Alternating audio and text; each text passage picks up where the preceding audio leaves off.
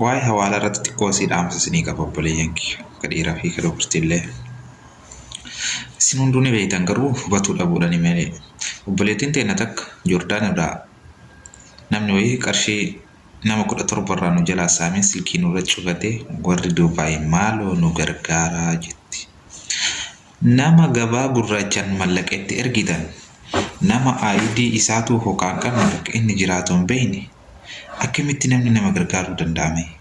Social media irra wanni akkanatti mallaqa nyaatamee waan akkas jedhu wayii baay'ee arginaa beektanii viidiyoo hojjetamu kan.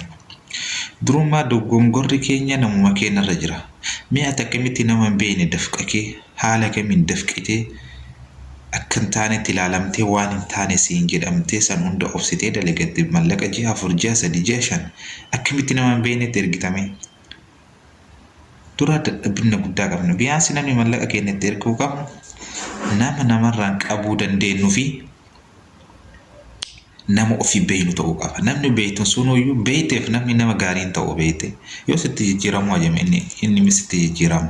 Kanaafuu nama amanamaa nama immoo yoo qabattee gaafattee warra himattee irraa fudhachuu dandeettu malee seeraan hin fudhadhaa mallaqa kee silkiin irra cufatee seeraan gaafadhaa jette seerri xaaxaa guddaa si barbaachisa jechuudha. Mallaqummaatti amma kiyya jettee gaafattu kana mallaqa kana kiyyan liqeessa fi naa deebise yoo jedhe ija seeratiin immoo dubbiin fagoodha.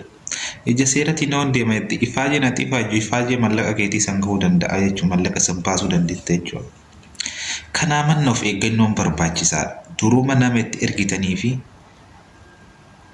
ebalullee erga ebalurree kanarraan erga ebalurree ebaluu sana osoo ilaaliin namni kun nama akkamiiti jettee nama yoo na jalaa bade qabatuu danda'a jettee ilaaluu qabda. Fakkeenyaaf yeroo 3-4 haala gaariidhaan si keessummeessuu danda'a. Innillee gabaa gurraacha erga waan ta'eef hookaan innullee nyaatuu danda'a. Namicha kana akkamii qabatuu danda'a jettee itti yaaduun barbaachisa. Yookaan immoo maaliif kasaarta mallaqa kee baankiin ergachuu birrii takka 2 birrii 3 birrii akkana irratti argadhetteetiin gabaa gurraachatti gurgurachaa jirtaa miti.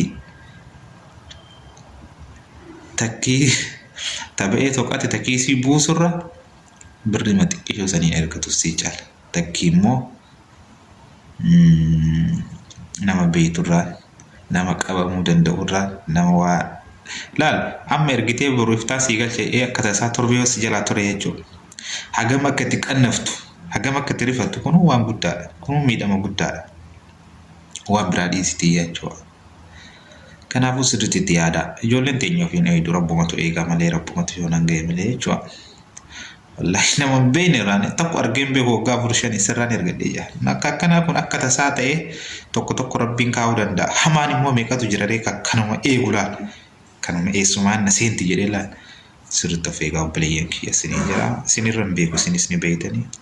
Akkasii of eeguun barbaachisaadha garuu wal yaadachiisuun bareedaa isiniin jira.